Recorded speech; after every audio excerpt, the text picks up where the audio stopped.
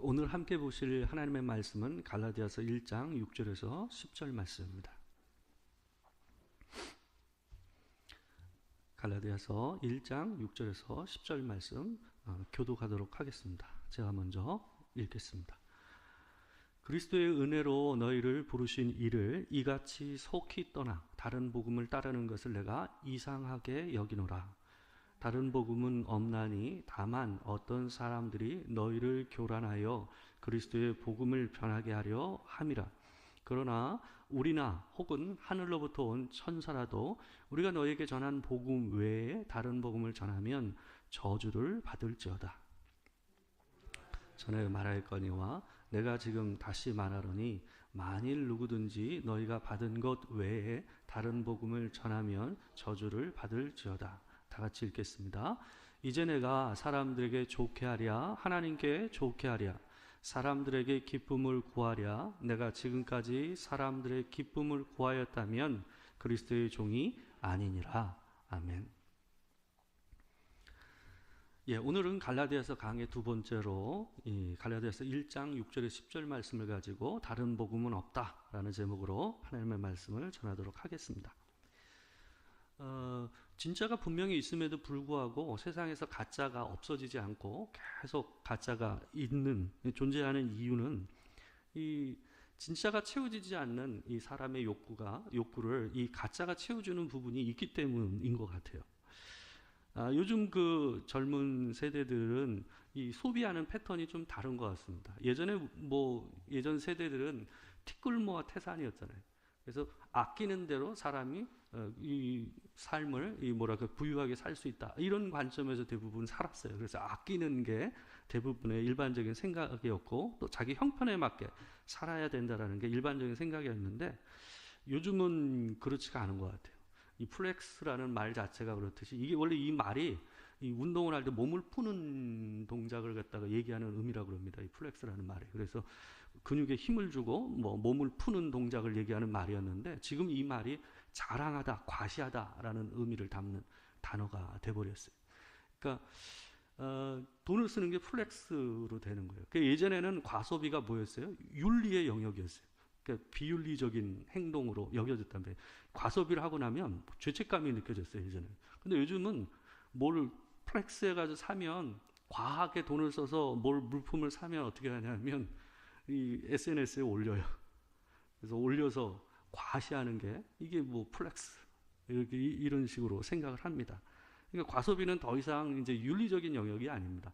자랑의 영역이 돼버렸어요, 이 시대 안에서. 제가 올려드린 이 사진을 갖다 보시게 되면 하나는 진품이 하나는 가짜예요. 가품이에요. 어떠세요? 뭐가 가품인 것 같으세요? 우리 눈으로는 그냥 이게 분별이 안 되죠? 둘 다 진품같이 보이지 않습니까? 오른쪽에 있는 게 가품이라고 얘기하더라고요. 근데 잘 모르겠어요. 전혀 알아볼 수 없는, 뭐가 진짜인지 가짜인지 알 수 없을 만큼 너무 비슷하게 만들어져 있는 것 같아요. 이 사람들이 이 플렉스를 아무리 하려고 해도 그래도 어느 정도 이상이 있을 거 아니에요. 이제 한 몇천만 원짜리 이상 되는 이 명품을 갖다가 구입하기는 쉽지는 않잖아요. 그러니까 사람들이 결국은 뭐 하게 되냐면 그래도 그 욕구는 채워야 되니까 그래서 가품을 갖다 선택하게 되는 거예요. 그러니까 진짜 비싼 가품은요, 가품임에도 불구하고 몇백만 원씩 한다고 합니다. 아주 비싼 이 명품의 거의 A급 가품은요, 한 몇백씩 해요. 근데 사람들이 그 몇백만 원을 들여서 그 가품을 사요. 왜 그럴까요? 진품을 살 때 느끼는 그 마음을 갖다가 자기가 채울 수 있다라고 생각하니까 그 큰 돈을 들여가지고 가품을 산단 말이에요. 오늘 본문에 보게 되면요, 다른 복음이라는 표현이 3번이 나옵니다. 다른 복음이라는 말이 3번이 나오는데 복음이라는 말과 같은 흐름에서 조금 다른 복음이라는 의미로 이 말을 쓰지 않습니다. 바울이 먼저 이 다른 복음이라는 표현을 6절에 쓰고 있거든요. 근데 7절에서 자기가 앞에서 쓴 다른 복음이라는 말을 부인해버려요. 그러니까 7절에서 뭐라고 얘기하냐면 다른 복음은 없나니 다만 어떤 사람들이 너희를 교란하여 그리스도의 복음을 변하게 하려 함이라고 얘기하고 있어요. 그러니까 복음은 하나밖에 없다라는 거예요. 둘이 있을 수 없어요. 다른이라는 이 스펙트럼이 있을 수 없는 게 복음이다라고 지금 얘기를 하고 있는 거예요. 이 복음은 오직 우리가 지난주에 봤다시피 앞에 있는 본문 4절에 표현되어 있듯이 복음은 이런 거예요. 아버지의 뜻을 따라, 그러니까 사람이 갑자기 예수 그리스도께서 갑자기 일을 하신 것이 아니라 구약의 처음부터 하나님께서 계획에 따라 준비해 와서 예언을 하시고 했던 것들을 예수 그리스도께서 오심으로 이루신, 자기의 몸을 들여서 우리의 죄로 묶여 있는 것을 대신하여 풀어주신 사건, 그걸 복음이라고 하고 구원이라고 또 은혜라고 표현하고 있다라는 거예요. 그거 말고는 이 복음이, 구원이 없다라고 얘기를 하고 있는 겁니다. 그러면서 하는 말이 6절에서 바울은 그런 놀라운 그리스도의 은혜의 부르심을 받은 너희가 이렇게 속히 떠난 것에 대해서 내가 이상히 여기노라 라고 얘기하고 있어요. 여기 보게 되면 6절에 이상히 여기노라 라고 표현되어 있는 이 표현이요, 원래 그 단어 자체의 의미를 갖다 살려서 번역하면 어떻게 하는 게 맞냐면 놀라서 경악했다라는 표현입니다. 그러니까 그만큼 자기가 놀랬다라고 얘기를 하고 있는 거예요. 여기에 이제 바울이 속히 떠나라는 표현을 쓰고 있는데, 여기에 나오는 이 속히 떠나라는 표현을 바울이 쓰고 있는 것은 일부러 구약에 있는 한 사건을 염두에 두고 이 표현을 쓰고 있는 거예요. 출애굽기 32장 8절에 있는 이 상황인데요. 그러니까 우리가 요즘 그 153 성경 읽기 하는데 출애굽기 하고 있잖아요. 그죠? 거기 보게 되면 19장부터 보면 언약을 맺는 장면, 시내산에서 언약을 맺는 장면이 지금까지 계속 보고 있잖아요. 우리가 26장까지 계속 보고 있는데, 거기 보게 되면 이 사람들이 시내산에서 하나님을 경험하지 않습니까? 불이 막 떨어지고, 그리고 뭐 온 산을 갖다가 아주 빽빽한 구름, 그러니까 우리가 보는 이런 구름이 아니에요. 정말 보고 있으면 두려움이 한껏 그냥 우리를 누를 만한 그런 큰 구름을 갖다 얘기하는, 검은 구름이죠. 아주 빽빽한 검은 구름이 있고, 불이 떨어지고 땅은 막 지진으로 땅이 막 진동을 하는 상황이었어요. 그 가운데서 하늘로부터 하나님께서 그들에게 직접적으로 말씀하는 것을 듣게 되는 상황을 이 사람들이 경험했어요. 거기서. 그러니까 이 사람들이, 이 건방지던 사람들이 어떻게까지 얘기했냐면, 모세에게 당신이 우리에게 얘기하면 그것이 하나님의 말씀으로 내가 듣겠다, 그대로 따르겠으니 하나님이 직접 우리에게 얘기하는 것만은 못하시게, 안 하실 수 있도록 좀 해달라라고 부탁하는 장면이 나오는 거 기억하시죠? 그 출애굽기에 그렇게 돼 있단 말이에요. 그런 놀라운 경험을 갖다가 했음에도 불구하고 한 40여일 사이 지난 그 즈음에 이 모세가 이 돌판을 받으러 가잖아요. 십계명에 기록된 그 돌판을 받으러 올라가서 40여일을 갖다 가까이를 거기서 있지 않습니까? 그 사이에 이 사람들이 뭘 했냐 하면, 우리가 잘 알다시피 아론을 갖다가 겁박을 해가지고 결국은 이 금송아지를 만들죠. 그리고 거기에다 절을 하고, 이것이 우리를 구원한, 애굽에서 구원한 하나님이다라고 하면서 예배를 하고 이 사람들이 뛰놀고, 거기서 애굽 사람들이 종교 생활을 할 때 했던 음란한 행위와 이런 술 마시고 뛰노는 이런 모습들을 하는 모양이 있었어요. 그 모습을 보시고 모세에게 하나님께서 하시는 말씀이 바로 출애굽기 32장 8절 말씀입니다. 제가 한번 읽어드리겠습니다. 그들이 내가 그들에게 명령한 길을 속히 떠나 자기를 위하여 송아지를 구워 만들고 그것을 예배하며 그것에게 제물을 드리며 말하기를, 이스라엘아, 이는 너희를 애굽 땅에서 인도하여 낸 너희 신이라 하였더라. 이 본문을 잘 보세요. 이 보게 되면요, 우리가 일반적으로 하나님을 섬기면서 하는 것이 다 들어가 있습니다. 중요한 게 다 들어가 있어요. 뭐요? 예배하며. 그죠? 뿐만 아니라 이 사람들이 뭘 했죠? 금송아지 만들기 위해서 뭘 했어요? 자기들이 제물을 바쳤어요. 그러니까 우리가 헌금하는 것처럼 헌물과 이 비싼 그 금덩어리들을 갖다 낸 거예요. 그걸 녹여가고 만든 게 금송아지. 그죠? 헌신과 예배와 그런 모든 것이 이 행위 안에 다 들어가 있습니다. 근데 뭐만 없어요? 하나님이 없어요. 그래서 하나님께서 여기 본문을 보게 되면 뭐라고 표현되어 있냐면 그것을 이란 말을 그것에게라고 표현하고 있어요. 하나님에게가 아니에요. 예배가 있는데 그것을 그것에게라고 얘기하고 있어요. 그리고 누구를 위하여? 하나님을 위하여가 아니에요. 누구를? 자기를 위하여.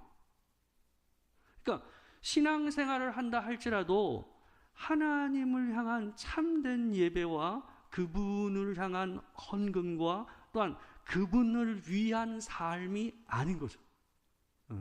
그 비슷한 게 다 있는데 뭐가 없어요? 하나님과 하나님의 말씀이 없어요. 그분의 명령에 따라서 예배함이 없는 거예요. 근데 이걸 사람들이 좋아합니다. 자기가 원하는 식으로 예배하고 자기가 원하는 식으로 하나님을 섬기기를 원해요. 거기에는 뭐가 없어요? 하나님의 명령에 부담이 없어요. 우상을 좋아하는 이유가 있어요. 우상을 왜 좋아하겠어요? 우상은 사람에게 명령을 하지 않아요. 우상은 말이 없어요. 우상에게는 자기의 소원만 비는 것이 있어요. 그러니까 사람들이 어때요? 사람들이 우상을 섬기는 걸 좋아하는 거예요. 자기한테 말할 말이 없거든요. 그 존재는. 내가 비는 것만 있는 거예요. 그러니까 이게 자기 니즈에 딱 맞는 거예요. 종교적인 욕구와 자기 쾌락에 딱 맞는 종교적인 행위인 거예요. 다른 복음을 전하는 자들, 오늘 본문에 나온 다른 복음을 전하는 자들은요, 2장에서 더 분명하게 나옵니다. 이 사람들이 어떤 사람이냐 하면 이 예루살렘 교회에서 온 자들이었어요. 바로 야고보에게 속한 자들이라고 표현되어 있는 사람들이었습니다. 그러니까 이 사람들도 뭐 하는 사람이에요? 예수 믿는다고 하는 사람들이었어요. 예수 믿는다고 얘기하는 사람들이었고 아까 나오는 대로 예배와 이런 것들이 다 있는 사람이에요. 근데 뭐예요? 그들이 전하는 복음은 복음이 아니었던 거예요. 예수를 부인하지도 않고 예수를 믿는다고 하고 그들도 자기 자신도 은혜로 구원받았다고 얘기하는 사람들이었어요. 근데 그들이 뭐라 그런 거예요? 예수를 믿지만 믿는 그것으로만 충분하지 않다라고 생각했어요. 그러니까 예수를 진짜 믿는다면 할례를 받아야 된다. 예수를 진짜 믿는다면 유대인처럼 나를 구분하고 정결한 것과 부정한 것을 구분하면서 삶을 살아야 된다라고 이 사람들이 얘기를 한 거예요. 잘 생각해 보세요. 이 사람들한테 이게 얼마나 크게 이 교란하고 혼란하게 만들었을지를 생각해 보셔야 돼요. 사람들은요, 확실한 걸 좋아합니다. 구두 계약을 누가 좋아하겠어요? 그죠? 도장 찍어야지 확실한 계약이잖아요. 그죠?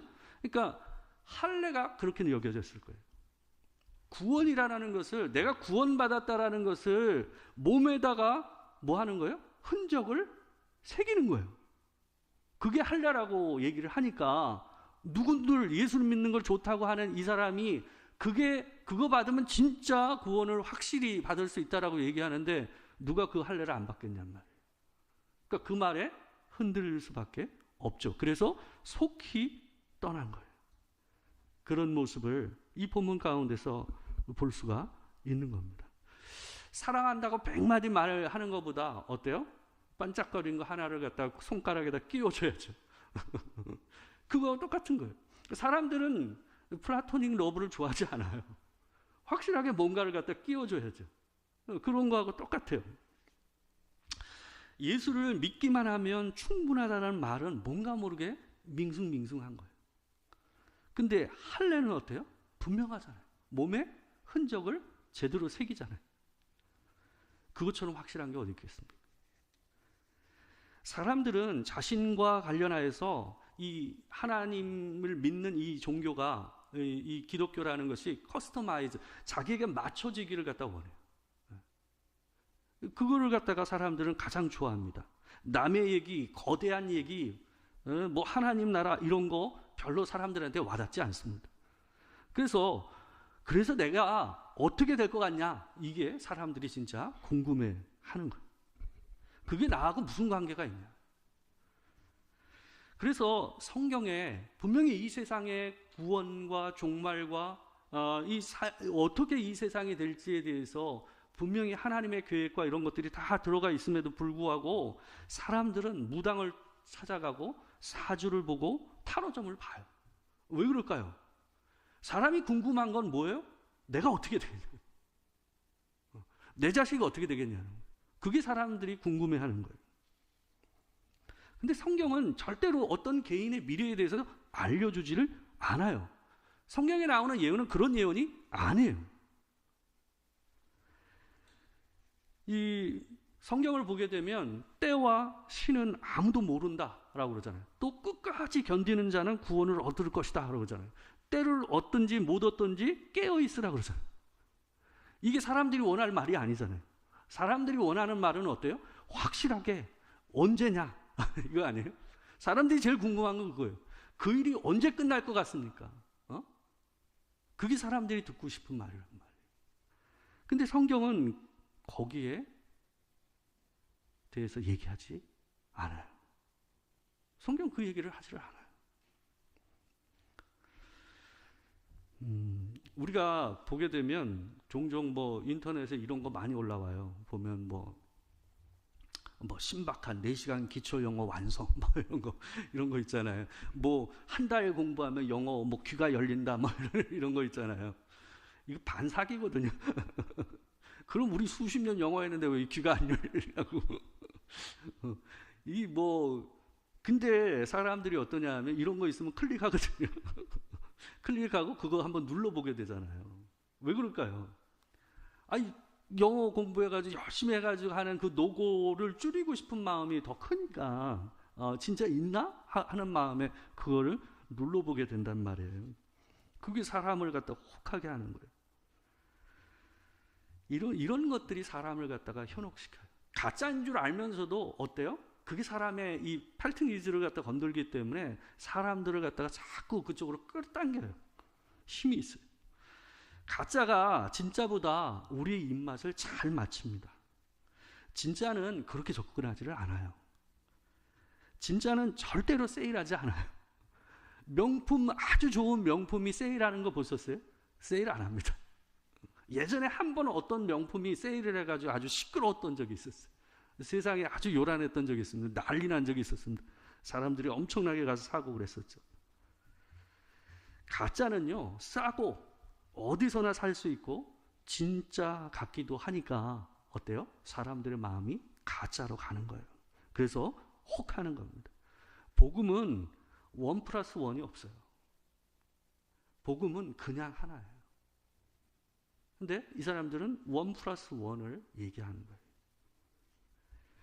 그리스도 더하기 뭐 이런 건 없다. 그런 복음은 없다라는 게 사도 바울이 얘기하고자 하는 바였던 거예요.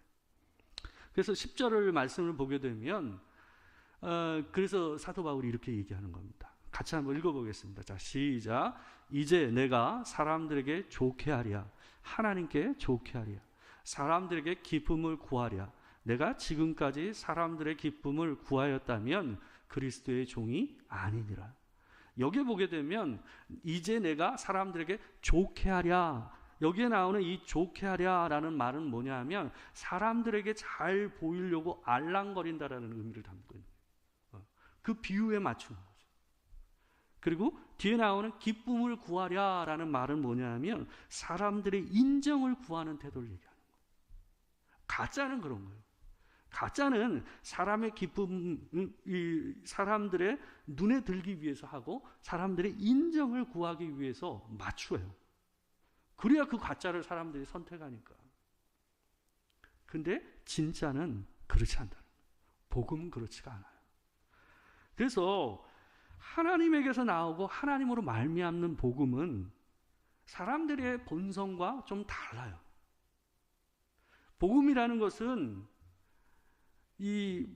우리가 평상시 본래 우리의 죄된 본성하고 어때요? 반하여 우리를 거기서 건져낸 것이 복음이기 때문에 우리의 본성과 맞을까요? 안 맞을까요? 안 맞죠.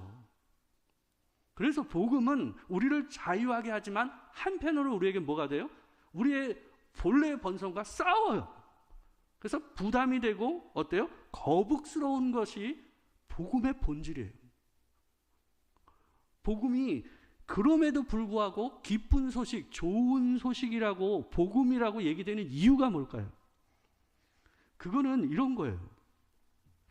우리가 진짜 선한 일, 남을 위해서 내 것을 갖다 내어주고 내가 힘들어서 뭔가를 하는 일이 어떻게 하기가 쉽습니까? 어렵습니까? 어렵잖아요.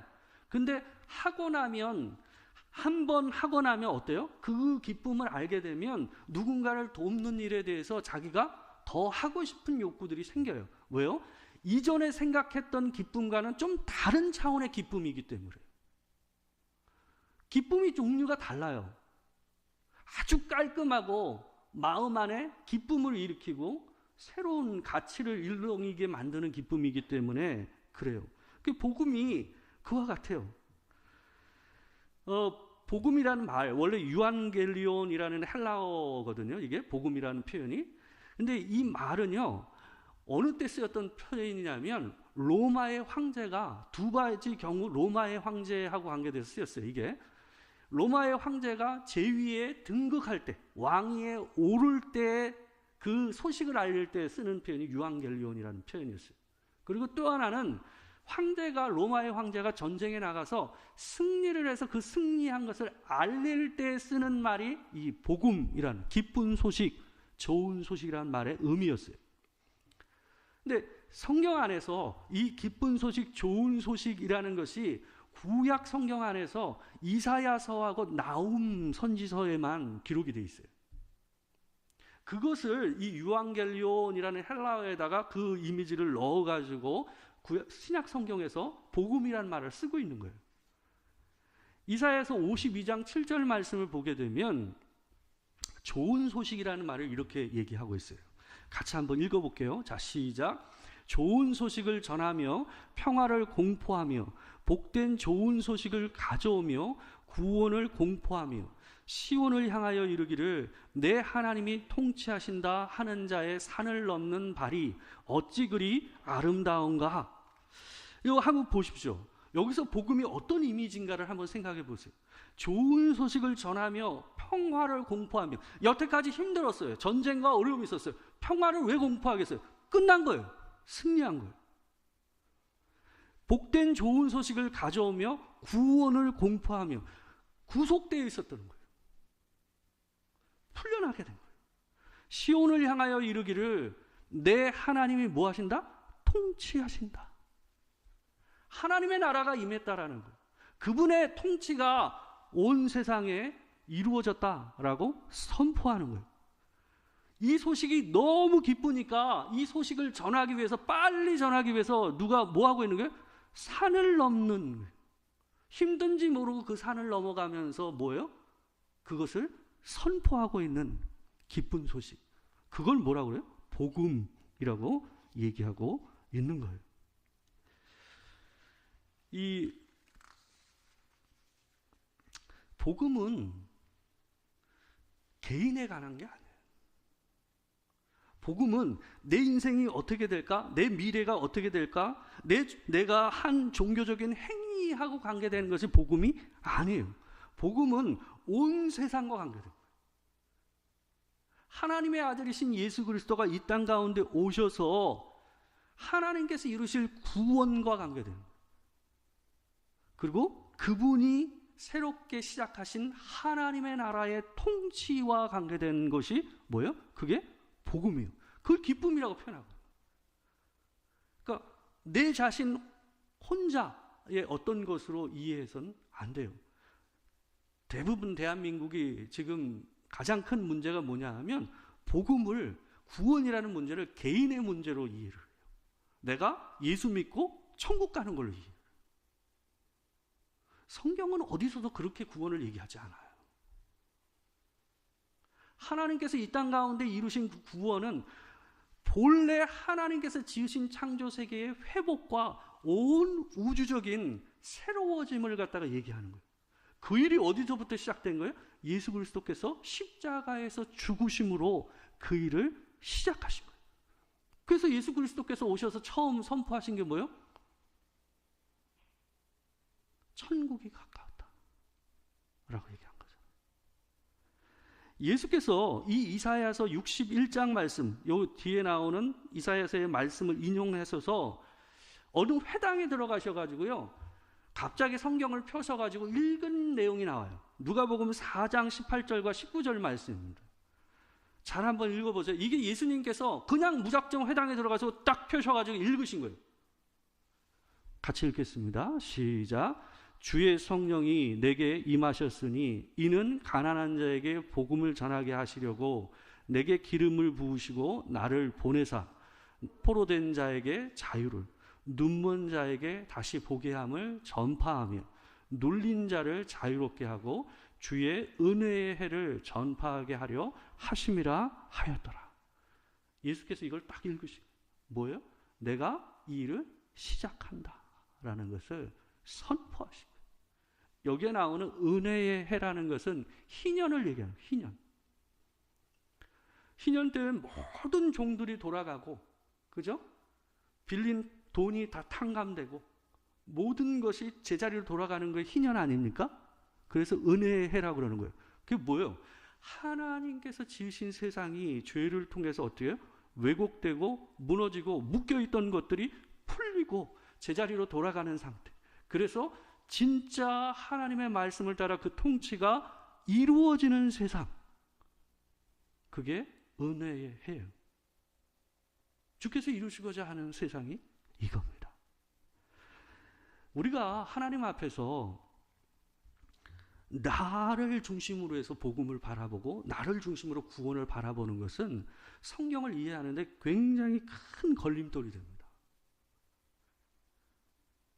성경은 큰 하나님의 계획과 구원 안에서 나를 보여주세요.